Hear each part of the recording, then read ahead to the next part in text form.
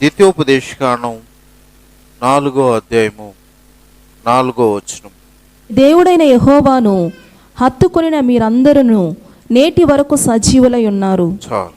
Praise lord. హల్లెలూయా. మీ దేవుణ్ణి మీరు హత్తుకున్నారు కాబట్టి నేటికి కూడా మీరు సజీవులుగా ఉన్నారని వాక్యం తేట తెల్లం చేస్తుంది.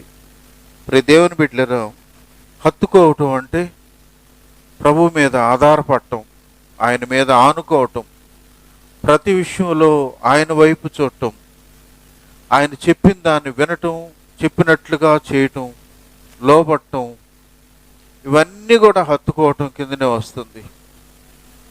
కాబట్టి ఈ గడిచిన ఈ 2025 సంవత్సరం అంతట్లో కూడా మనం ప్రభు మీద, ఆయన మీద ఆనుకొని ఆధారపడి హత్తుకొని ఉన్నాం. కాబట్టి దేవుని వాక్యం అంటుంది, మీరు సజీవులై ఉన్నారు.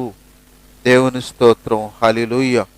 కాబట్టి ఈ చివరి దినం మనం సమీపించేదానికి మనకు వాక్యం ఏం చెప్తుందంటే, ద్వితీయోపదేశకాండం 1:31 అన్నాడు, మీరు ఈ చోటికి చేరు వరకు మీరు వచ్చిన మార్గం అంతటిలోనూ మనుష్యుడు తన కుమారుని ఎత్తుకునినట్లు మీ దేవుడైన యెహోవా మిమ్మల్ని ఎత్తుకొని వచ్చిన సంగతి మీరు ఎరుగుదురు. దేవుని స్తోత్రం. హల్లెలూయా. మీరు ఈ దినం చేరే వరకు, డిసెంబర్ 31 చేరే వరకు కూడా మీ దేవుడైన యెహోవా తన బిడ్డను తండ్రి ఏ విధంగా ఎత్తుకుంటాడో ఆ విధంగా ఆయన ఎత్తుకొని ఆయన మనల్ని నడిపించాడు. కాబట్టి ఇదిను మనం 31వ తారీఖులో ఈ రాత్రి ఆయన పాద సన్నిధిలో చేరి ప్రభువు చేసిన మేలుల్ని జ్ఞాపం చేసుకొని ఒకసారి హృదయపూర్వకంగా ఆయన్ని స్తుతించగలుగుటకు, ఆరాధించుటకు ప్రభువు మనకిచ్చిన ఈ గొప్ప ధన్యతను, భాగ్యాన్ని బట్టి హృదయపూర్వకంగా ప్రభువుని స్తుతించబద్ధులమై ఉంటున్నాం. అయితే సజీవులైనటువంటి మనం సజీవులు ఏం చేయాలి అనే దాని కొరకు మనకు మరి యెషయా గ్రంథం 38:19 అన్నాడు, సజీవులు సజీవులే కదా నిన్ను స్తుతించుదురు. ఈ దినమున నేను సజీవుడనై నిన్ను స్తుతించుచున్నాను. దేవుని స్తోత్రం. హల్లెలూయా. సజీవులు సజీవులే కదా నిన్ను స్తుతిస్తారన్నాడు. ఎవరు స్తుతిస్తారంటే సజీవంగా ఉన్నవాళ్ళు, ఊపిరితో ఉన్నవాళ్ళు, వాళ్ళు మాత్రమే స్తుతిస్తారు. ఎవరు స్తుతించరంటే ఊపిరి లేనటువంటి వాళ్ళు, మన్నైపోయినటువంటి వాళ్ళు, ఈ లోకాన్ని విడిచిపెట్టిన వాళ్ళు ఎవరు కూడా స్తుతించరు. మనకు కీర్తనలో 30:9 వచనంలో అంటాడు, మన్ను నిన్ను స్తుతించునా అన్నాడు. అంటే మట్టి, శరీరం మట్టి అయిపోయిన తర్వాత అది స్తుతించదు, అది స్తుతించేదానికి వీలు లేదు. మన్ను ఆయన్ని స్తుతించదు, కానీ మృతులు ఆయన్ని స్తుతించరు. పాతాళములో దేవునికి స్తుతి అనేది లేనే లేదు. ఎక్కడ ఉండదు అని అంటే కేవలం పరలోకములో ఉండే ప్రభువుని ఆరాధించటం, స్తుతించటం, ఆయన్ని గణపరచటం, మహింపరచటం పరలోకములో ఉండేది. ఎందుకంటే కోట్ల కొలది దూతలు, శరాఫులు, కెరాపులు, పరిశుద్ధులు వాళ్ళందరూ కూడా నిత్యము పరిశుద్ధుడు పరిశుద్ధుడని ఆ దేవాతి దేవుణ్ణి స్తుతించే ఆ భాగ్యం పరలోకంలో మాత్రమే ఉంటే, దేవుని మహాకృప ఈ లోకంలో ఉన్నటువంటి మనకు కూడా ఆ భాగ్యాన్ని ఇచ్చి ఆయన్ని స్తుతించేదానికి మనకి ధన్యతనిచ్చాడు. కాబట్టి ప్రియ దేవుని బిడ్డలరా, అందుకని ఆయన్ని స్తుతించడం మనకి ఎంతైనా అవసరం. ఎందుకంటే ఆయన స్తుతుల మీద ఆసీనుడైనటువంటి దేవుడు, మన స్తోత్రాలు అందుకునేటువంటి దేవుడు. కాబట్టి మనం ఎంతైనా ఆయన్ని హృదయపూర్వకంగా ఆయన స్తుతించే వారంగా మనం ఉండాలి. అంతేకాకుండా సంవత్సరం అంతటిలో మనల్ని సజీవు లెక్కలో ఉంచటం మాత్రమే కాదు, కానీ ఆయన మనకు క్షేమాన్ని ఇచ్చాడు, నెమ్మదినిచ్చాడు. ప్రతి బలహీనతలో తన బలాన్నిచ్చి, ప్రతి ఇరుకులో విషాదనిచ్చి, ప్రతి బాధలో మనకు నెమ్మదినిచ్చి మనల్ని భద్రపరిచినటువంటి దేవుడు. అంత మాత్రమే కాదు, 49వ కీర్తన 9వ వచనంలో అక్కడ అన్నమాట, గొప్ప మాట ఏంటంటే, ప్రాణ విమోచన ధనము బహు గొప్పది, అది ఎన్నటికీ తీరకట్లుండవలసినదే. దేవుని స్తోత్రం. హల్లెలూయా. దేవుడు ఇన్ని మేలు చేశాడు, ఇంతగా నా పట్ల ఆయన కృపనిచ్చాడు. కాబట్టి దేవుడికి నేను నాకున్న ఆస్తి అంతా ఇస్తాను, నా బంగారం అంతా ఇస్తాను, పొద్దుగూకులు ఆయన పనిలో నేను ఉంటానంటే నువ్వు ఎంత ఇచ్చినా ఏమిచ్చినా కూడా వాక్యం చెప్తుంది ఆయన నీ ప్రాణాన్ని విమోచించేదాని కొరకు ఆయన చెల్లించిన వెల చాలా చాలా గొప్పది. నువ్వు ఎన్ని చేసినా, దేవుని సేవ చేసినా, దేవుని కొరకు ఆత్మలు ఎన్ని సంపాదించినా ఆ రుణము తీరనటువంటిది. వారి ప్రాణ విమోచన ధనం బహు గొప్పది, అది ఎప్పటెప్పటికి కూడా తీరనే తీరదు. అంటే మనం ఎన్ని చేసినా ఆయనకి రుణస్థులమే. దేవుని స్తోత్రం, హల్లెలూయా. ఎందుకంటే ఆయన చేసిన గొప్ప త్యాగాన్ని బట్టి మనం రక్షించబడి మన ఆత్మ పరలోకములో ఆయనతో ఉండగలిగే ఆ భాగ్యాన్ని ఆయన మనకిచ్చాడు.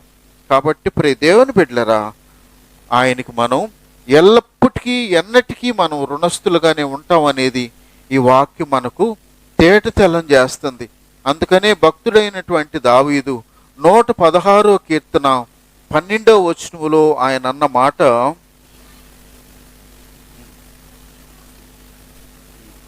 దేవుని స్తోత్రం, హల్లెలూయా.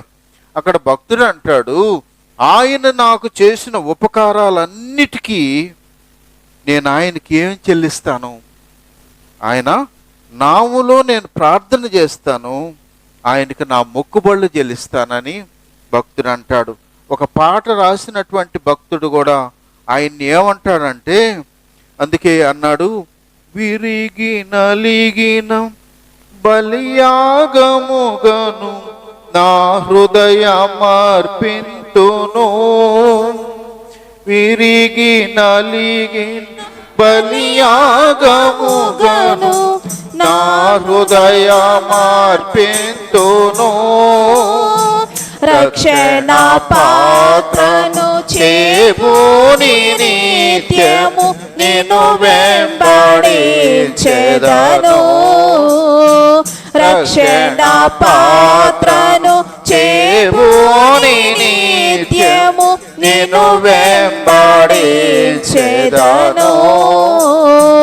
నీవు చేసిన ఉపకారములకు నేనేమి చెల్లింతును.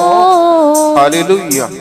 కాబట్టి ఆయన చేసిన ఉపకారాలకి ఏమి చెల్లించలేము, రిటర్న్గా ఏం చెల్లించలేము.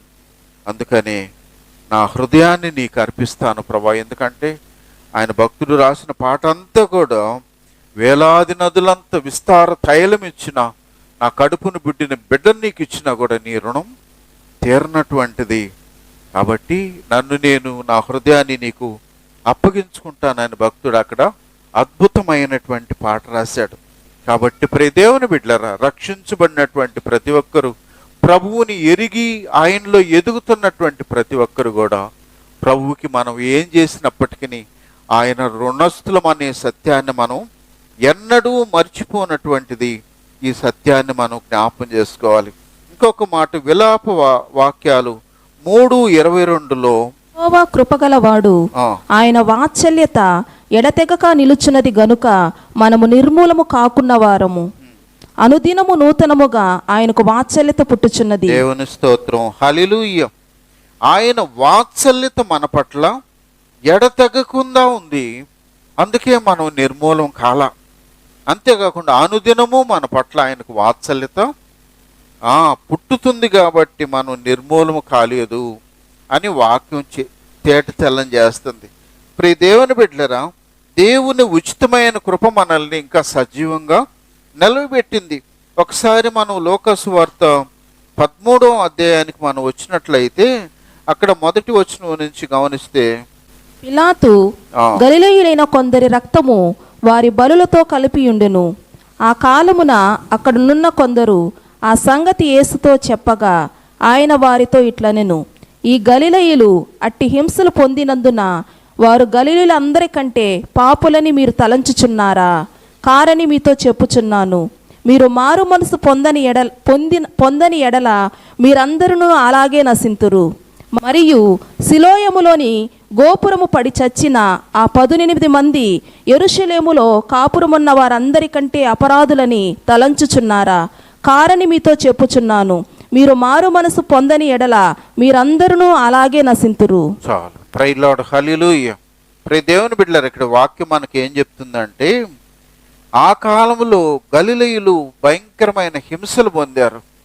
నిర్దాక్షిణ్యంగా చంపబడ్డారు. వాళ్ళు చంపబడ్డారు కాబట్టి వాళ్ళందరికంటే హింసను అనుభవించినందున వాళ్ళు మీకంటే వాళ్ళు పాపులని మీరు తలస్తున్నారా? మీకు ఏ హింస లేదు, మీకు క్షేమం ఉంది, మీకు నెమ్మది ఉందంటే మీరేదో భక్తిపరులు, మీరేదో రక్షణలో ఉన్నారు, మీకు మాత్రమే మారు మనసు ఉందని మీరు తలస్తున్నారా? అలా ఎన్నటికీ కానే కాదు. మీరు మారు మనసు పొందుకుంటే వాళ్ళు ఎలా చనిపోయారో మీరు కూడా అలా చనిపోతారని ప్రభువు స్పష్టం చేశాడు. ఇంకా అంటాడు, ఆ గోపురం, సిలోయమనే గోపురం పడిపోయి 18 మంది చనిపోయారు. వాళ్ళకంటే మేము గొప్పోళ్ళము, వాళ్ళకంటే మేము భక్తిపరులు అని మీరు అనుకుంటున్నారా? అది ఎంత మాత్రం కానే కాదు. మీరు మారు మనసు పొందకుండా ఉంటే మీరు కూడా అదే విధంగా మరి నశించిపోతారు అని ప్రభు వాక్యం చాలా స్పష్టం చేస్తుంది. అంటే మనకు అనుదినము ఆయన కృప మన పట్ల విస్తరింపచేసి కృపనిచ్చినటువంటి దేవాతి దేవుడు, వాళ్ళు మారు మనసు లేని వాళ్ళు వెళ్ళిపోయారు, నేను ఇంకా సజీవంగా ఉన్నానంటే దానికి కారణం ఏంటి అనంటే, నాకు అవకాశం ఇచ్చాడు. ఈ సంవత్సరం ఇచ్చి ఈ సంవత్సరంలోనైనా నువ్వు మారు మనసు పొందమని ఆయన మనకు అవకాశం ఇచ్చాడు. ఇచ్చిన అవకాశాన్ని మనం సద్వినియోగం చేసుకొని ఈ సంవత్సరంలోనైనా మనం మారు మనసు పొంది రక్షించబడి ప్రభువు రాజ్యం కొరకు మనం సిద్ధపడాలని అనేటువంటి ఆయన ఉద్దేశంతోనే ప్రభువు మనకి ఈ ధన్యతను, ఈ భాగ్యాన్ని ఇచ్చాడు. కాబట్టి ఇది మీరెవరు అతిశయించాల్సిన పనేమి లేదు, మారాల్సిన అవసరం ఉంది, మార్పు చెందాల్సిన అవసరం ఉందని ప్రభువు వాక్యం మనకు తేట తెల్లం చేస్తుంది. దేవుని స్తోత్రం. హల్లెలూయా. అంతేకాకుండా ఆ 6 నుంచి కింద వచనాల్లో కూడా అక్కడ అంటాడు, ఆ తోటలో అంజూరపు ఫలం ఉంది, యజమాని 3 సంవత్సరాల నుంచి వెతుకుతున్నాడు కానీ ఒక్క ఫలం కూడా లేనప్పుడు యజమాని కోపం వచ్చి అంటాడు, 3 ఏండ్ల నుంచి వెతుకుతూ ఉన్నాం, ఒక్క ఫలం కూడా లేదు, దీన్ని పీకేయండి అని అన్నప్పుడు తోటమాల అంటాడు, అయ్యా నేను దాని చుట్టూ తవ్వి ఎరువు వేయి మట్టుకు ఈ సంవత్సరం కూడా ఉండనివ్వు, ఈ సంవత్సరం కూడా దీన్ని ఉండనియ్యి, నేను దీని విషయంలో ఎక్కువ జాగ్రత్త చేస్తాను, దానికోసం ఎక్కువ ప్రయాసపడతాను, అది ఫలించినా సరే లేకపోతే దాన్ని నువ్వు చెప్పినట్లుగా నరికేయమని తోటమాల చెప్పాడు. తోటమాల అయినటువంటి ప్రభువే ఆయన మన కోసం వెల చెల్లించాడు, ప్రాణమిచ్చాడు. కాబట్టి ఆయన మనకు అడ్డపడి, అయ్యా ఈ సంవత్సరం విననివ్వు, ఎందుకంటే వీళ్ళకి మరిన్ని అవకాశాలు ఇస్తావు. ఏం అవకాశాలు ఇస్తావు? వాక్యాన్ని మరింతగా వాళ్ళు గ్రహించేటట్లుగా చేస్తాను, వాళ్ళ కుటుంబాల్లో మరిన్ని అద్భుతాలు చేస్తాను, వీటన్నిటిని గ్రహిస్తే వాళ్ళు ఇకనైనా మరింతగా ఫలిస్తారని ప్రభువు మనకు కృపనిచ్చాడు. అందుకే ఈ సంవత్సరాన్ని ఉండనిచ్చారు.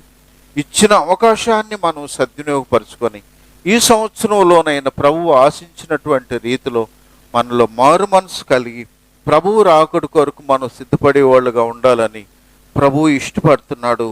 దేవుని స్తోత్రం. హల్లెలూయా. మనకు ఒక అతను రాయ్ రాబర్ట్సన్ అని ఆయన పైలట్ వాళ్ళందరూ వేరే దేశం మీదకి యుద్ధానికి ఆ విమానాలన్నీ వెళ్ళిన తర్వాత వాళ్ళు నైట్ టైం మళ్ళీ షెల్టర్కి వచ్చేస్తారు. షెల్టర్కి వచ్చేస్తే వాళ్ళకు లీడర్గా ఉన్నటువంటి ఆయన కూడా క్రిస్టియను. అప్పుడు ఆయన వాళ్ళతో ఏమన్నాడంటే, మనమందరం నైట్ ఖాళీగా ఉన్నాము, మీ సండే స్కూల్లోనూ మీకు తెలిసినటువంటి ఒక్క వాక్యాన్ని చెప్పి దాన్ని గురించి మీరు మరి ఎక్స్ప్లెనేషన్ చేయండి, మీరు చెప్పగలిగిన కాడికి అని అంటాడు.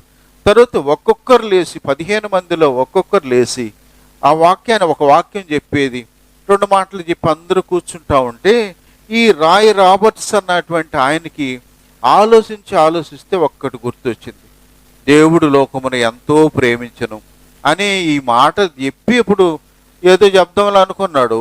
14వ వ్యక్తి ఆ మాట చెప్పేశాడు. ఉండేది 15 మందిలో 14వ వ్యక్తి అదే మాట చెప్పేశాడు. ఇకనైనా ఎంటీ అయిపోయాడు. తర్వాత వాళ్ళు 14 అయిపోయిన తర్వాత 15 ఇతను లేచాడు. ఏమి చెప్పలేక బిక్కముఖం వేసుకొని గమ్ము కూర్చుండిపోయాడు. ఇన్సల్ట్ అయిపోయింది. చిన్న వయసులో సండే స్కూల్కి వెళ్ళాడు, క్రైస్తవ కుటుంబంలో జన్మించాడు. ఈరోజు తను ఒక్క మాట కూడా చెప్పలేనటువంటి దౌర్భాగ్యపు క్రైస్తవుడిని, నేను ఫేక్ అనేటువంటి, ఫేక్ అంటే యోగ్యత లేకుండా, సరైన క్రైస్తవం లేకుండా డూప్లికేట్ క్రైస్తవుడని మనసు ఆయనకు వచ్చేసి చాలాసేపు నిద్రలేదు. తర్వాత తెల్లవారింది. ఎప్పుడైనా కూడా మిలిటరీ కావచ్చు, పోలీసు కావచ్చు, ముందు డూప్లికేట్ బాంబుల్ని, డూప్లికేట్ తోటాలను ఫైర్ చేస్తారు వాళ్ళు. ఆ ఫైర్ చేస్తున్నప్పుడు డూప్లికేట్ ఒకటిని అనిపించింది, ఫేక్ కోట్ని నేను వాడుతున్నా, నేను ఫేకే కదా అనుకుంటాడు.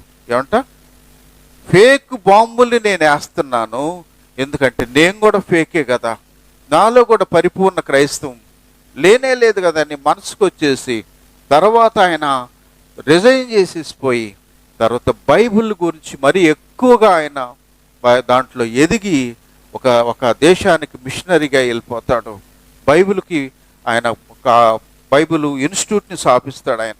కాబట్టి మరి దేవుని బిడ్డలారా, అంటే పేరుకే క్రైస్తవం ఉంది కానీ ఒక్క మాట కూడా తెలియనటువంటి క్రైస్తవం, పేరుకే క్రైస్తవం ఉంటుంది కానీ ఒక 2 ముక్కలు కూడా ప్రార్థన చేయలేనటువంటి దౌర్భాగ్య క్రైస్తవం ఉంటే ఒకవేళ అలాంటిది సరైంది కాదు. మనం మార్పు నిందినటువంటి వారంగా ప్రభువు రాకడలో ఎత్తబడే గుంపులో మనం ఉండాలనంటే మనం సరైనటువంటి రీతిలో ప్రభువులో మనం ఎదగాలని ఆయన ఇష్టపడుతున్నాడు అనేది మనం జ్ఞాపకం చేసుకుందాం. 3వ మాటగా మనం గమనిస్తే 90వ కీర్తన 12వ వచనం, మేము మా దినములు లెక్కించుటకు మాకు నేర్పుము. ప్రైలాడు హల్లెలూయా. అక్కడ వాక్యం ఏం చెప్తుందంటే, మాకు జ్ఞాన హృదయం కలుగునట్లుగా చేయము, మా దినములు మేము లెక్కించినట్లుగా మాకు నేర్పమన్నాడు. ముందు మాకు జ్ఞాన హృదయం కావాలి. జ్ఞానం దేనికయ్యానంటే మా దినాలు లెక్కించేదానికి మాకు నేర్పమన్నాడు. ప్రే దేవుని బిడ్డలారా, ఈరోజు మనం గమనించినట్లయితే మనం ఒక సంవత్సరం బర్త్డే చేసామనుకోండి, ఫస్ట్లో చిన్న బిడ్డగా ఉన్నప్పుడు సంతోషపడతా ఉంటాము, కానీ పెద్ద అయిన తర్వాత బర్త్డేలో ఒక్కొక్కటి వస్తూ ఉంటే ఎందుకు దాంట్లో అందుకనే మనం స్టువర్ట్పురం సుధాకర్ గారు, ఆయన భయంకరమైన దొంగగా ఉండి ఆయన మార్పు నొందిన తర్వాత ఒక పాట రాస్తాడు. ఆయన రాసిన పాట ఏందో తెలుసా? దినములు గడుచుచున్నవి, క్షణములు దొర్లుచున్నది, ఆయుషు తరుగుచున్నది, అంతము పిలుచుచున్నది, యేసు లేని ఈ జీవితము పొందలేదు మోక్షరాజ్యము, యేసు లేని ఈ జీవితము పొందలేదు మోక్షరాజ్యము, దినములు గడుచుచున్నవి. హల్లెలూయా. దినములు గడిచిపోతూ ఉన్నాయి. దేవుని బిడ్డలారా, ఇంక 2 నెలలు పోతే నాకు కూడా బర్త్డే వస్తుంది. అంటే దాని అర్థం ఏంటి అంటే, ఆ వయసు సంవత్సరాలు వస్తూ ఉందంటే అబ్బా నేను పెద్దోడిని అయిపోతుండ కాదు. దేవుడు నాకు నిర్ణయించిన ఆయుష్లో ఇప్పుడున్న ఆయుష్ని తీసేస్తే ఇంకెంత ఉంది? రిమైనింగ్ ఎంత ఉంటుంది? అల్పంగానే ఉంటుంది. అందుకనే భక్తుడైన దావీదు అంటాడు 39వ కీర్తన 5వ వచనంలో ఆయన అన్నాడు, నా దినముల పరిమాణము నీ వెత్తెడంతగా చేసి ఉన్నావు, నీ సన్నిధిని నా ఆయుష్కాలము లేనట్టే ఉన్నది, ఎంత స్థిరుడైనను ప్రతివాడును కేవలము వట్టి ఊపిరి వలె ఉన్నాడు. చాలు. ప్రైలాడు హల్లెలూయా. నా దినములు ఎంత చేశాడంట దేవుడు? బెత్తిడంటే ఎంత? ఇంతే కదా. జాన్ అంటే ఇంత, మోరంటే ఇంత, బెత్తిడంతే అంత అల్పం అన్నమాట. అంటే దాన్ని లెస్ చేస్తే రిమైనింగ్ ఎంత వస్తుందంటే బెత్తిడే వస్తుంది. అందుకని మాకు జ్ఞాన హృదయం కలుగునట్లుగా చేయము, మా దినములు మేము లెక్కించినట్లుగా మాకు నేర్పుము అని ఆయన తేటతెల్లం చేస్తున్నాడు. కాబట్టి ప్రియ దేవుని బిడ్డలారా, దేవుని మహాకృప ద్వారా మనం ఎన్నో సంవత్సరాలు గడిచిపోయినాయి. రిమైనింగ్ మనం ఉండబోయేది బెత్తడే. ఈ బెత్తడిలోకి వచ్చినటువంటి మనం ప్రభువులో పరిపూర్ణ స్థితి ఉందా? ఆయన రాకడలో నేను ఎత్తబడే గుంపులో ఉన్నానా? ఒకవేళ అలాంటి నిశ్చయత లేకుండా ఉంటే మనం సరిదిద్దుకొని ప్రభువు రాకడలో మనం ఎత్తబడాల్సినటువంటి వారంగా మనం ఉన్నామనేది వాక్యం మనకు జ్ఞాపకం చేస్తుంది. అందుకని పేతురు గారు ఆయన ముగింపులో అన్న మాట ఏంటంటే 2 పేతురు 1:13 అన్నాడు, మరియు మన ప్రభువైన యేసుక్రీస్తు నాకు సూచించిన ప్రకారము నా గుడారము త్వరగా విడిచిపెట్టవలసి వచ్చునని ఎరిగి నేను ఈ గుడారములో ఉన్నంత కాలము ఈ సంగతులను జ్ఞాపకము చేసి మిమ్మును రేపుట న్యాయమని ఎంచుకొనుచున్నాను. చాలు, ప్రైలాడు, హల్లెలూయా. అక్కడ పేతురు గారు ఏమంటారంటే, నేను ప్రభువు నాకు సూచించిన ప్రకారం. కొంతమంది భక్తుల జీవితాల్లో వాళ్ళు వెళ్ళిపోయే దినాన్ని ప్రభువు ముందుగానే చెప్తాడు. అందుకని పేతురు గారు అంటారు, ప్రభువు నాకు సూచించిన ప్రకారంగా నా గుడారాన్ని నేను త్వరగా విడిచిపెట్టవలసి ఉందని ఎరిగాను. నేను వెళ్ళిపోయే గడియ వచ్చేసిందని నాకు తెలుసు. అయితే నేను ఈ గుడారములో ఉన్నంత కాలం నాకు తెలిసిన సంగతులను మరి జ్ఞాపకం చేసి మిమ్మల్ని రేపుతున్నాను. ఎందుకంటే ప్రభువులో మీరు నిర్లక్ష్యపూరితంగా వ్యవహరిస్తే, ప్రభువులో ఇష్టానుసారంగా ఉంటే, రేపు ఆయన రాకడలో ఎత్తబడే గుంపులో నువ్వు ఉండకపోతే విడిచిపెట్టబడిన అనుభవంలోకి వస్తుంటుంది. కాబట్టి నువ్వు నన్ను తిట్టుకున్నా పర్లేదు, నీవు నన్ను దూషించినా పర్లేదు, కానీ నా గుడారములో ఉన్నంత వరకు నేనేం చేయాలా? మిమ్మల్ని రేపుతాను. దాని ఉద్దేశం ఏంటంటే, రేపినప్పుడైనా నువ్వు కొంచెము మెలకువ కలిగి సరిదిద్దుకుంటావని, సక్రమంగా ఎదుగుతావని. అది ఆయన ఉద్దేశం అనేది మనం జ్ఞాపకం చేసుకోవాలి. దేవుని స్తోత్రం, హల్లెలూయా. అంతేకాకుండా 2 తిమోతి 4:6 కూడా ఇక్కడ పౌలు గారు అంటాడు, ఇప్పుడే ప్రాణార్పణముగా పోయబడుచున్నాను, నేను వెడలిపోవు కాలము సమీపమై ఉన్నది. చాలు, దేవుని స్తోత్రం, హల్లెలూయా. పౌలు గారు కూడా అదే అర్థం వచ్చేటట్లుగా ఆయన అంటాడు, నేను ఇప్పుడే ప్రాణార్పణముగా పోయబడుచున్నా, నేను వెళ్ళిపోయే కాలం సమీపంగా ఉంది. కాబట్టి ప్రియ దేవుని బిడ్డలారా, అందుకని దినాల్ని లెక్కించడం మనం తెలుసుకోవాలి. జీవితాంతం ఉండేదానికి కాదు ప్రభు ఈ లోకంలో మనకు పంపింది. అందుకని మనకి ఎన్ని దినాలు మనం ఉంటామో మనకు చెప్తే ఈ రోజు నుంచి అన్నం మానేస్తాం, ఈ రోజు నుంచే దిగులు వస్తుంది ఎంత ముసలోళ్ళకైనా. అలా ఎందుకంటే ప్రాణం మీద ఆశ ప్రతి ఒక్కరికి ఉంటుంది. అందుకని నీ ముగింపు ఎప్పుడో నీకు చెప్పదు, నీలో నుంచి నీ ఆత్మ ఎప్పుడు వెళ్తుందో అంతకంటే నీకు తెలవదు.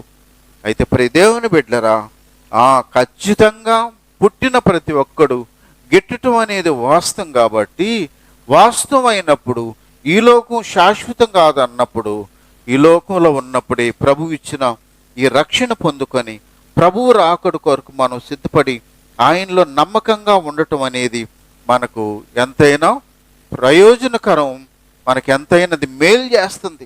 నా ప్రియ దేవుని బిడ్డలారా, దానియేలు గ్రంథం 5:25 బెల్షస్సరు అనేటువంటి ఒక రాజు దేవునికి అవిధేయంగా ప్రవర్తించాడు. అవిధేయంగా ప్రవర్తించినటువంటి బెల్షస్సరు జీవితంలో అక్కడ దేవుని వాక్యం ఏం చెప్తుంది తెలుసా? మనం 5:25 నుంచి గమనిస్తే అక్కడ ఏమంటాడంటే, దేవుడు నీ ప్రభుత్వ విషయంలో లెక్క చూసి దాన్ని ముగించెను, ఆయన నిన్ను త్రాసులో తోచగా నీవు తక్కువగా కనబడితివి. బెల్షస్సరుతో దేవుడు ఏం చెప్తున్నాడంటే, అక్కడ ఏమంటాడంటే, నిన్ను దేవుడు లెక్క చూసేసాడు, నీ లెక్క చూసేసాడు. నిన్ను తాసులో పెట్టి చూసినప్పుడు తోకానికి నువ్వు తక్కువైపోయావు, కాబట్టి నీ లెక్క ముగిసిపోయింది అని దేవుడు చెప్పేశాడు. అక్కడ వాక్యం 30వ వచనంలో అంటాడు, ఆ రాత్రి అంది బెల్షస్సరు హతుడయ్యను. కాబట్టి ప్రియ దేవుని బిడ్డలారా, ఈ లోకంలో మనం ఉన్నాము, మన ఇష్టము. నువ్వు రక్షణలో బాగా కరెక్ట్గా ఉన్నావా, మరి లేకపోతే ఇష్టానుసారంగా ఉన్నావా అనేది మనల్ని ఇప్పుడు ఎవడు ప్రశ్నించడు. ఎవడన్నా ప్రశ్నిస్తే మనం ఏం ఊరుకునే దానికి ఏం ఉండదు. కానీ ప్రియ దేవుని బిడ్డలారా, తూకం అనేది దేవుని దగ్గర ఒకటి తూకం అనేది ఉంది. ఈ లోకంలో మనం జీవించిన జీవితానికి లెక్క ఆయన చూస్తాడు. దాన్ని బట్టి మన ఆత్మ నిత్యత్వంలో ఉండాలనా ఎక్కడుండాలనేది తీర్పు అక్కడ ఉంటుంది. అందుకని యాకోబు పత్రిక 4:14 అన్నాడు, రేపేమి సంభవించునో నీకు తెలియదు, నీ జీవమే పాటిది, నీ బ్రతుకే పాటిది, అంతలోనే కనబడి అంతలోనే మాయమయ్యే ఆవిరి లాంటిది. కాబట్టి నేను బలవంతుణ్ణి, నేను శక్తివంతుణ్ణి, నాకు సమస్తము అధికారం ఉంది, ఇవేయి కాదు. మన కరోనాలో బాడీ బిల్డర్స్ కూడా వెళ్ళిపోయారు. ఆఫ్టర్ ఆల్ మనమేంది? కాబట్టి ప్రియ దేవుని బిడ్డలు ఇవేది కానే కాదు. కానీ ఆ తూకంలో మాత్రం మనం తక్కువైపోతే రేపు ఆయన రాజ్యంలో మనం ఉండబోయేది అనుమానాస్పదమే అనే సత్యాన్ని మనం జ్ఞాపం చేసుకొని, నా ప్రియ దేవుని బిడ్డలరా, ఇక్కడ అవకాశం ఉన్నప్పుడే, ప్రభువు అందుబాటులో ఉన్నప్పుడే మనల్ని మనం సరి చేసుకొని దేవుని రాజ్యంలో ఎదగాల్సిన అవసరం ఉంది. ఒక మాట మనం గమనించినట్లయితే, నువ్వు ఎగ్జామ్కి వెళ్ళావు, 2.5 గంట నీకు టైం ఉంటుంది. 2 గంటలు రాయకుండా గమ్ముగా ఉన్నా రిమైనింగ్ అరగంటలో నువ్వు కనీసం రాస్తే పాస్ అయ్యేదానికి అవకాశం ఉంటుంది. అంతే కదా? 2.5 గంట ఎగ్జామ్ టైము, 2 గంటల సేపు నువ్వు గమ్ముగా కూర్చోండి నిద్రపోయినా మిగతా అరగంట సేపట్లో నువ్వు కానీ రాయగలిగితే అది చాలు నువ్వు పాస్ అయ్యేదానికి. మనం పాస్ అయ్యేదానికి కావాలా అంటే కనీసం ఇకనైనా మనం సక్రమంగా ఎదగాల. లేదు నేను మెరిట్లో ఉంటాలంటే అది మనం ప్రయాసపడాలా. ప్రభువుకిలో మరింతగా కృషి చేయగలిగితేనే ఉన్నతమైన స్థితి వస్తుందనేది మనం జ్ఞాపకం చేసుకొని ఆ రీతిగా ప్రభువులో మనం ఎదుగుతాం. దేవుని స్తోత్రం, హల్లెలూయా. మొదటిది, ఆయన మనం సజీవు లెక్కలో ఉంచాడు కాబట్టి ఆయన్ని మనం స్తుతించబద్దులమై ఉంటున్నాం అనేది జ్ఞాపకం చేసుకుందాం. రెండోది, ఆయన మన పట్ల వాత్సల్యత చూయించాడు. అనుదినము ఆయన మన పట్ల కృపనిచ్చాడు కాబట్టి మనం ఇంకా సజీవంగా ఉన్నాము. ఇచ్చిన ఈ అవకాశాన్ని మనం సద్వినియోగపరుచుకుంటే ఆయన రాకడలో మనం ఎత్తబడతాం అనేది చూసాం. మూడోది, దినాల్ని లెక్కించడం మనం గమనించాం. లెక్కించడం అని అంటే మనం బర్త్డేలు, డెత్ డేలు మన తర్వాత గమనిస్తారు. కానీ మనం ఏం చెయ్యాలి అని అంటే చివరిలో ఉన్నటువంటి మనం ప్రభువులో సక్రమంగా ఎదుగుతున్నామా, ఒకవేళ మనం అక్రమంగా ఎదుగుతున్నామా అనేది మనల్ని మనం పరిశీలించుకొని సరిగా మనం ప్రభువులో ఎదగాల. 4వ మాట మనం గమనించినట్లయితే యెషయా 43:18-19, వాటిని జ్ఞాపకము చేసుకొనుకుడి, పూర్వకాలపు సంగతులను తలంచుకొనుకుడి. ఇదిగో నేనొక నూతన క్రియ చేయుచున్నాను, ఇప్పుడే అది మొలుచును, మీరు దాని ఆలోచింపరా. చాలు. ప్రైజ్ లార్డ్, హల్లెలూయా. ఇక్కడ వాక్యం ఏం చెప్తుందంటే, మునుపటి వాటిని మీరు జ్ఞాపకం చేసుకోవద్దు, పూర్వకాలపు సంగతులను మీరు తలంచుకోవద్దు అని అంటాడు. అంటే అంతేకాకుండా పౌలు గారు ఫిలిప్పీ 3:13 అంటాడు, వెనుకనున్న వాటిని మరిచి నేను ముందున్న వాటి కొరకై నేను వేగంగా వెళ్తున్నాను అన్నాడు. అంటే గత సంవత్సరంలో నిన్ను నొప్పించిన పరిస్థితులు ఉండొచ్చు, నీకు గాయాలు జరిగిన పరిస్థితులు ఉండొచ్చు, నిన్ను బాధకు గురిపెట్టిన పరిస్థితులు ఉండొచ్చు, ఇతరులు నిన్ను అవమానపరిచి ఆందోళన గురి చేసిన పరిస్థితులు ఎన్నైనా ఉండొచ్చు. కానీ ఈ నూతన సంవత్సరంలో ప్రభు అంటాడు, వాటిని నువ్వు ఎంతగా జ్ఞాపం చేసుకొని కుళ్ళిపోతా ఉంటావు. అందుకనే మనకు మత్తయి సువార్త 6వ అధ్యాయంలో అంటాడు, ఒకడు చింతించటం వలన వాడు తన ఎత్తు మోరడన్నా ఎక్కువ చేసుకుంటాడా? ఏమి లేదు కదా, నువ్వెందుకు చింతిస్తావు? అందుకనే మునుపటి వాటిని మీరు జ్ఞాపకం చేసుకొనొద్దు, పూర్వకాలంలో జరిగిన నీ అవమానాన్ని, నీ వేదన్ని, నీ దుఃఖాన్ని వాటిని నువ్వు జ్ఞాపకం చేసుకోవద్దు. కానీ నేను ఒక నూతన క్రియ చేయుచున్నాను, ఇప్పుడే అది మొలచును. దేవుని స్తోత్రం, హల్లెలూయా. గత సంవత్సరంలో నీ జీవితంలో నువ్వేదైతే నువ్వు సమస్యగా ఉందో, ఏదైతే నిన్ను నొప్పించిందో, ఏదైతే నిన్ను గాయపరిచిందో, ఏదైతే నీకు వేదన కలిగించిందో, సమస్యలన్నిటికీ పరిష్కారం లేదని నువ్వు వాటినే పట్టుకొని నువ్వు ఉండొద్దు. అయితే ప్రభు అంటాడు, ఇదిగో నేను నూతన క్రియ చేస్తున్నాను, అది ఇప్పుడే ఇప్పుడే ఇప్పుడే మలుచును, మీరు దాన్ని ఆలోచించండి అన్నారు. కాబట్టి ప్రియ దేవుని బిడ్డలారా, మనకు రోమా 8:32లో ఒక మాట ఏమంటాడంటే, మన రక్షణ కొరకు తన ప్రియకుమారుణ్ణే ఇచ్చిన దేవుడు మన కోసం సమస్తము ఎందుకు ఇవ్వడు అంటాడు. అంటే మన కోసం తన ప్రియకుమారుణ్ణే ఇచ్చి మన పాపానికి వెల చెల్లించాడు కదా, అలాంటి ఆయన మనకు సమస్తం ఎందుకు ఇడు? ప్రాణం పెట్టేదానికి ధారాళంగా ఇచ్చిన దేవుడు నీకు సమస్య ఎందుకు తీర్చడు అంటే, తప్పకుండా నీ జీవితంలో ఆయన తీర్చేదానికి ఆయన ఇష్టపడుతున్నాడు, తప్పక నీకు సహాయం చేస్తాడని ఈ వాక్యం మనకు మరి తేట తెల్లం చేస్తుంది. కాబట్టి నా ప్రియ దేవుని బిడ్డలారా, అందుకని వాక్యం మనకి ఏమంటుంది, నువ్వు మునుపటి వాటిని గత జీవితంలో ఈ సంవత్సరంలో జరిగిన వాటిని గురించి నువ్వు ఎందుకు ఆలోచిస్తావు? వాటిని గురించి నువ్వు కన్నీరు ఎందుకు గారుస్తావు? వాటి విషయంలో నువ్వు ఎందుకు దుఃఖపడతావు? నేను నూతన క్రియ చేయగలుగుతున్నాను, చేస్తాను. నీ జీవితంలో ఏదైతే నీకు ఇంకా పరిష్కారం లేకుండా ఉందో దానంతటికి నేను పరిష్కారం ఇచ్చి నిన్ను నేను సంతోషపరుస్తానని ప్రభువు ఈ సంవత్సరం ఎండింగ్లో ప్రభువు మనకు చెప్తున్న గొప్ప మాట. దేవుని స్తోత్రం, హల్లెలూయా. నా ప్రియ దేవుని బిడ్డలారా, 2వ సమూయేలు గ్రంథం 12వ అధ్యాయానికి వచ్చేస్తే అక్కడ సందర్భం ఏంటి అని అంటే, దావీదు ఆయన ఊరియా భార్యగా చేసుకున్నాడు. దావీదు ఊరియా యొక్క భార్యను తన భార్యగా చేసుకున్నాడు. వాళ్ళకు కొడుకు జన్మించాడు. కొడుకు జన్మించిన తర్వాత వాళ్ళకి అప్పుడు దేవుడు దావీదు యొక్క తప్పిదాన్ని, పాపాన్ని గుర్తు చేసి, నీ పాపానికి ఫలితంగా నీ కుటుంబంలో నేను ఎలాంటి వాటిని నేను అనుమతిస్తున్నాను అన్నాడు. ఆ పాపానికి ఫలంగా వాళ్ళిద్దరికి పుట్టిన బిడ్డ రోగం వచ్చేసింది. రోగం వచ్చిన తర్వాత ఆయన 7 దినాలు ఉపవాసం ఉన్నాడంట. ఏంది, దేవుడి విషయంలో ఎరిగినటువంటి ఆయన రోగంతో ఉన్నటువంటి బిడ్డను రక్షించుకునే దాని కొరకు 7 దినాలు ఉపవాసం ఉన్న తర్వాత ఆ బిడ్డ చచ్చిపోయిందంట. బిడ్డ చచ్చిపోయిన తర్వాత అదే మనం కానీ ఉపవాసం ఒక దినం ఉండి ఉపవాసం ఉండి దాన్ని పరిష్కారం రాకపోతే ఎన్ని నిష్ఠూరాలు అంటామో, ఎంతగా చనుక్కుంటామో, కొనుక్కుంటామో. అయితే దావీదు ఏం చేశాడు? 20వ వచనం, 12:20. అప్పుడు దావీదు నేల నుండి లేచి స్నానము చేసి తైలము పూసుకుని వేరు వస్త్రములు ధరించి యెహోవా మందిరంలో ప్రవేశించి మ్రొక్కి తన ఇంటికి తిరిగి వచ్చి భోజనము తెమ్మనగా వారు వడ్డించిరి. అప్పుడు అతడు భోజనము చేసెను. చాలు. ప్రైజ్ లార్డ్, హల్లెలూయా.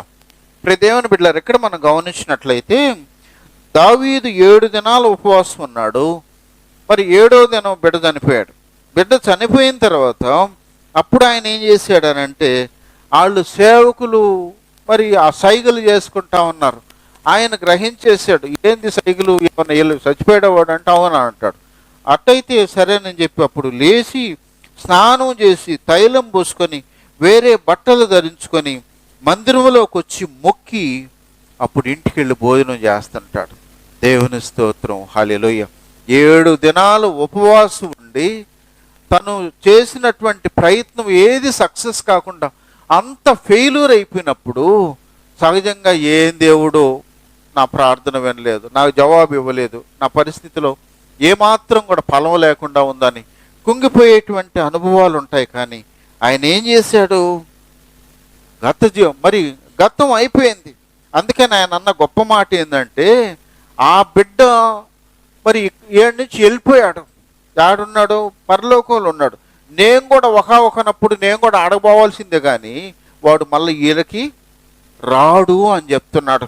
కాబట్టి ప్రియ దేవుని బిడ్డలు అంటే అలా స్తుతించాడు, దేవుణ్ణి మహిమపరిచాడు. కాబట్టి అందుకనే దేవుడు ఆ చనిపోయిన ఆ బిడ్డ తర్వాత తిరిగి మళ్ళీ బత్షెబ గర్భవతి అయితే ఎవరినిచ్చాడు? సొలొమోన్. చాలా గొప్ప చక్రవర్తినిచ్చాడు. దేవుని స్తోత్రం, హల్లెలూయా.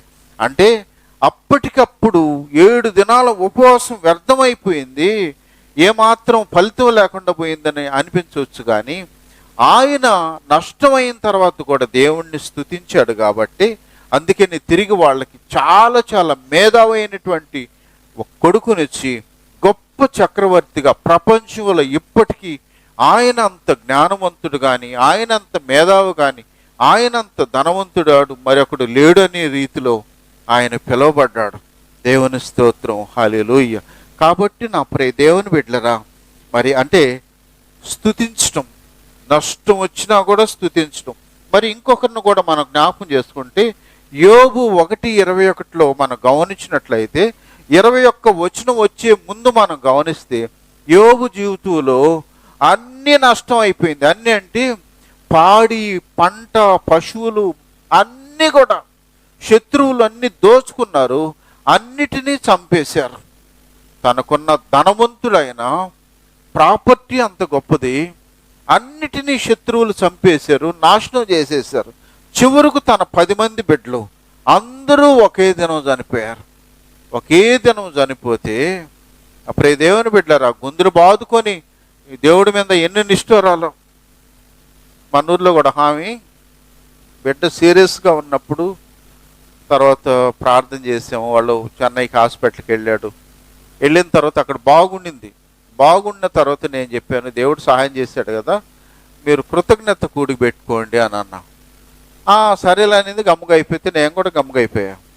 తర్వాత కొన్ని రోజులు ఆ బిడ్డ చనిపోయింది. ఏం దేవుడు ఏం చేశాడా అనింది.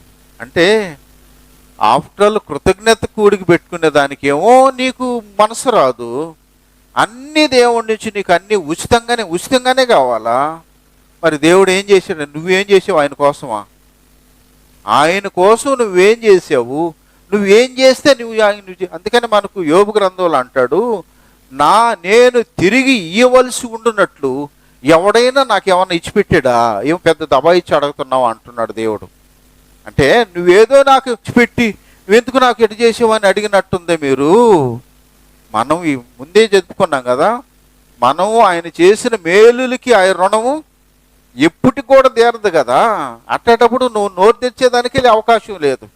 కాబట్టి ప్రియ దేవుని బిడ్డలరా, అందుకనే ఇక్కడ వాక్యాన్ని మనం జ్ఞాపకం చేసుకుంటే మరి యోబు అలాంటప్పుడు సమస్తము ప్రాపర్టీ అంతా నష్టం అయిపోయింది, బిడ్డలందరూ నష్టం అయిపోయారు, శరీరం అంతా కూడా మరి కురుపులతో నిండిపోయింది. మరి అందుకని బట్టలు తీసి ఆ బూడిదలో కూర్చొని గోక్కుంటా ఉన్నాడు. అంత భయంకరమైన పరిస్థితుల్లో ఆయన నోటి నుంచి వచ్చిన మాట ఏంది? యెహోవా ఇచ్చును, యెహోవా తీసుకున్నాం, యెహోవా నావునకే స్తుతి కలుగునుగాక. దేవుని బిడ్డలారా, ఇలా ఎవరన్నా ప్రపంచంలో ఎవరైనా చెప్పగలరా? ప్రపంచంలో ఇలా నష్టపోయినప్పుడు భయంకరమైన బాధ అనుభవిస్తూ కూడా దేవుణ్ణి స్తుతించాలని మనసు ఎవరికి వస్తుంది? వాళ్ళకు వచ్చింది. అందుకనే దావీదు జీవితంలో నష్టపోయింది, తిరిగి మరలా దేవుడు అద్భుతంగా శ్రేష్టమైన బిడ్డనిచ్చి ఆశీర్వదించాడు. యోబు జీవితంలో నష్టపోయినప్పటికీ దేవుణ్ణి స్తుతించాడు. అందుకని దేవుడు మునుపటి జీవితం కంటే 2 అంతలుగా దేవుడు యోబును ఆశీర్వదించాడు. దేవుని స్తోత్రం, హల్లెలూయా. అదే ప్రియ దేవుని బిడ్డలారా, మునుపటి వాటిని గురించి నువ్వు ఏడవద్దు, మునుపటి వాటిని గురించి నువ్వు చింతించొద్దు. మునుపు నీ జీవితంలో ఏదైతే నువ్వు ఎక్స్పెక్ట్ చేసావో వాటి విషయంలో నీ కనుచూపు మేరలో నీకేం కనపడకుండా పోవచ్చు. నీ రోగం తగ్గదేమో అనేటువంటి పరిస్థితి నీకు ఉండొచ్చు. నీ సమస్య తీరేదానికి నీకు ఏమి కూడా అవకాశాలు అందుబాటులో లేకుండా ఉండొచ్చు. దేవుడు ఈ దినం అంటున్నాడు, నేను నూతన క్రియ చేస్తున్నాను, అది ఇప్పుడే మలుసును, నువ్వెందుకు ఇంకా గ్రహించటం లేదు అంటున్నాడు. దేవుని స్తోత్రం, హల్లెలూయా. అందుకనే మనకి ఇక్కడ 1 దశలోనికి 5:16 అంటాడు, ప్రతి విషయంలో మీరేం చేయాలా? కృతజ్ఞత కలిగి ఉండాలి అన్నాడు. ప్రతి విషయంలో కూడా మీరు కృతజ్ఞత కలిగి ఉండాలి. ఎందుకు ప్రతి విషయంలో అనంటే మనం మేలు చేస్తే మనకు దేవానికి స్తోత్రం, స్తుతి కూడుకుంటుంది. ఏదన్నా మనకి ఇబ్బంది అయితే చెప్పినా కూడా వీరు పెట్టుకోరు. ఎందుకు? ఏం జరిగింది? ఊపిరితో ఉన్నావంటే అంతకన్నా మేలేం కావాలా? నువ్వు నీ కుటుంబం 2025 జనవరి 1వ తేదీ నుంచి డిసెంబర్ 31 వరకు ఊపిరితో ఉన్నావంటే అంతకన్నా మేలేం కావాలా నీకు?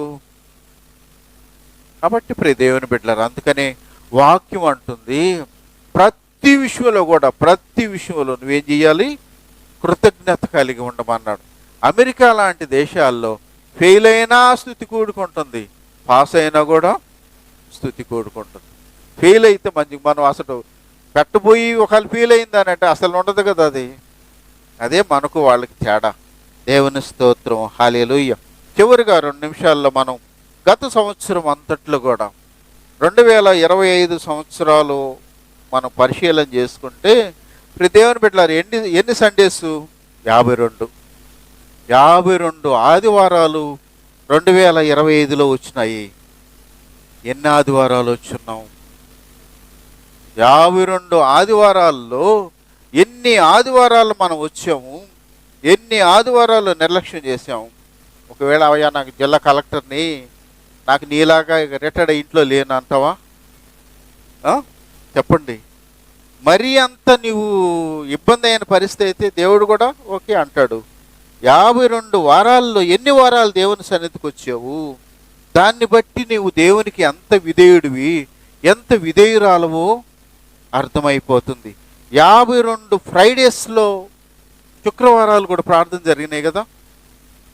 ప్రతి వారానికి శుక్రవారం ప్రార్థన జరిగింది. ఎన్ని శుక్రవారాలు నువ్వు వచ్చినావు? ఎన్నిటినీ నువ్వు రాలేదు? ఇవన్నీ దేవుడి దగ్గర లెక్కలేదా? ఫాస్టింగ్ ప్రేయర్లు నెలకు 1 లెక్కన మనం 12 ఫాస్టింగ్ ప్రేయర్స్ జరిగినాయి కదా. ఎన్ని ఫాస్టింగ్ ప్రేయర్స్కి మీరు వచ్చారు? తరువాత యవనస్తుల కూడిక 12 యవనస్తుల కూడికలు జరిగినాయి కదా. ఎన్నిటికి వచ్చావు? ఇవన్నీ కూడా దేవుడు అటెండెన్స్ లేదంటావు ఆయన కాడ ఏంది? ఆయన ఏమో అవన్నీ ఓపిక ఉంటుంది అంటారా? మరి స్త్రీల సహవాసాలు, స్త్రీల కూడికలు 24 కూడికలు సంవత్సరానికి ఎన్నిట్లో వచ్చావు? నువ్వెన్నిట్లో ఆబ్సెంట్? ఒకసారి మనల్ని మనం పరిశీలించుకొని ఇవన్నీ కలిపి మనం ఎంత విధేయులము, ఎంత మాట వింటాము, ఎంత లోబడతాము, దేవుని కొరకు ఎంతగా మనం ఆయన కొరకు ఎదుగుతున్నాము, వీటన్నిటిని పరిశీలన చేస్తే మనకు అర్థమవుతుంది. కాబట్టి దేవుని బిడ్డలరా, ఒకవేళ అందుకని ప్రభు అన్నాడు మునుపటి వాటిని జ్ఞాపకం చేసుకోవద్దు అన్నాడు కదా ఇప్పుడు దాకా. కాబట్టి జ్ఞాపకం చేసుకోకపోయినా ఈ సంవత్సరానికి వస్తా ఉన్నాము. 26వ సంవత్సరంలోనైనా మనకు ఆబ్సెంట్గా ఉంటామా, లేక ప్రతీది ప్రజెంట్గా ఉండి ప్రభువుని మహిమపరుస్తాం అనేది మనం జ్ఞాపకం చేసుకోవాలి. ఇంకొకటి కూడా మనం గమనిస్తే 1 కొరింథీ 11:26లో ఆయన బల్లలో పాలు పంపులు పొందే ప్రతి ఒక్కరు, బల్లలో పాలు పంపులు పొందే ప్రతి ఒక్కరిని గురించి అంటాడు. 1 కొరింథీ 11:26లో బల్ల తీసుకుంటున్నారు కదా. బాప్తిసం తీసుకున్న వాళ్ళందరూ బల్ల తీసుకుంటున్నారా? అమ్మ మేము తీసుకోవట్లేదు అంటారా? బల్లలో పాలు పంపులు పొంది మీ అందరికీ అక్కడ 11:26లో ఏమంటాడు? ఆయన తీసుకోవటం అనేది నీవు ఎంత కంపల్సరో ఆయన మరణాన్ని గురించి ప్రచురం చేయాల్సిన బాధ్యత కూడా నీకుంది. అంటే ఆయన బల్ల తీసుకునే నీవు, దేవుడు నీకు ఇచ్చిన బాధ్యత ఏంటంటే ఆయన మరణాన్ని గురించి ప్రచారం చేసే బాధ్యత నీది, నాది కాదు. మనం యోహాను సువార్త 21వ అధ్యాయంలో పేతురుని పిలిచి, పేతురు నువ్వు నన్ను ప్రేమిస్తున్నావు అని అడిగి ఆయన ఏం చెప్పాడు? అవును ప్రభా ప్రేమిస్తున్నానంటే మొదటిగా ఏమన్నాడు? నా గొర్రెల్ని మేపు అన్నాడు. 2 సార్లు మేపు అన్నాడు, ఒకసారి మాత్రం ఖాయమన్నాడు. అంటే కాపరి యొక్క బాధ్యత ఏంది? ఆయన మందలో ఉన్నటువంటి గొర్రెల్ని మేపటం అనేది ప్రాధాన్యత, కాయటం కూడా అంటే కాపాడటం కూడా, భద్రపరచడం కూడా ప్రాధాన్యత. కాపరి యొక్క బాధ్యత ఏంది? మందకి మేత మరింతగా పెట్టడం, వాళ్ళని మరి ఆ అపవాదికి దొరకకుండా వాళ్ళని కాపాడటం అనేది బాధ్యత. గొర్రెల బాధ్యత పిల్లలుగా అంటాం, అంతే కదా. గొర్రెలుగా అంటాయా? కనాల, అది దేవుని నియమం అది. మరి ఒకసారి మనం సంవత్సరం అయిపోయి చివరిలో ఉండే మనం ఎన్ని పిల్లలను కన్నాము? ఇవే మనం నిజంగా గొర్రెవైతే, దేవుని మందులో ఉన్న నువ్వు గొర్రెవైతే, నీ పక్షంగా నువ్వు చెప్పుకునే దానికి ఏమన్నా కనీసం ఒక్కరినైనా నువ్వు మరి ఆత్మీయంగా నువ్వు కన్న అనుభవాలు ఉన్నాయా? ఒకవేళ లేకుండా ఉంటే దీనికి లెక్క లేదా, లెక్క అడగడా, మనం పరిశీలించుకోవాలి. మూడవది, మత్తయి సువార్త 25:14 ప్రభువు ముగ్గురికి తలాంతులు ఇచ్చాడు. ఒకరికి ఎన్ని ఇచ్చాడు? 5, 2, 1. 5 ఇచ్చాడు ఒకరికి, 2 ఇచ్చారు ఒకటి, 1 ఇచ్చారు ఒకటికి. ఇస్తే 5 తీసుకున్నవాడు మరి 5 సంపాదించాడు, 2 తీసుకున్నాడు మరి 2 సంపాదించాడు, 1 తీసుకున్నవాడు మాత్రం దాన్ని ఎత్తిపోయి గుంటలో పెట్టి పూడ్చిపెట్టాడంట. యజమాని లెక్క అడిగినప్పుడు అంటాడు, 5 సంపాదించినవాడు, 5 ఇచ్చినవాడు అన్నాడు, అయ్యా నేను మరొక 5 సంపాదించాను ఇదిగో అని చెప్పి ఇచ్చినప్పుడు, ఎరిగోడ్ అని భుజం తట్టి వచ్చి నా విందులో నువ్వు కూర్చోమన్నాడు. 2 ఇచ్చినటువంటి వాడు కూడా మరి 2 సంపాదించినప్పుడు వాడిని భుజం తట్టి విందులోకి రమ్మన్నాడు. 1 ఇచ్చినవాడు అంటాడు, నువ్వు నాకు 1 ఇచ్చేవు, నువ్వు దుర్మార్గుడివి, అందుకని దాన్ని ఎత్తి బురదలో పెట్టి పూడ్చిపెట్టాను అన్నాడు. ఈడు పనికి మానోడు రా, ఈడుని దాన్ని తీసేయండి అయిపోయి తీసేసి వాడిని ఎత్తి చీకటి కొట్లో. అంటే దాని అర్థం ఏంటంటే, నీ అర్హతను బట్టి, నీ యోగ్యతను బట్టి ఆయన తలాంతులు ఇస్తాడు. తలాంతులు ఇచ్చిన నీవు, పొందుకున్న నీవు ప్రభువు కొరకు ఎంత ఖర్చు పెట్టావు, ఎంత సద్వినియోగం చేసావు, లేకపోతే ఎంత దుర్వినియోగం చేసావు కూడా లెక్క అడుగుతాడు ఆయన. ఇచ్చిన తలాంతుని నువ్వు ఒక్కటి కూడా నీవు సద్వినియోగం లేకుండా ఉన్నదాన్ని కూడా నువ్వు పూడ్చిపెడితే, అందుకని ఈ నెత్తి ఆడేయమన్నాడు, చీకటి కొట్లో వేసేయండి, ఈడు ఆడే ఫిట్ అన్నాడు. కాబట్టి ప్రియ దేవుని బిడ్డలారా, ఒకసారి సంవత్సరం ఎండింగ్లో మనల్ని మనం పరిశీలించుకొని ప్రభు రాకడలో మనం సిద్ధపాటు ఎలా ఉంది అనే విషయాల్లో మనం పరిశీలించుకొని ప్రభువులో మనం ముందుకెళ్దాం. ప్రభు ఈ మాటలు దీవించును గాక.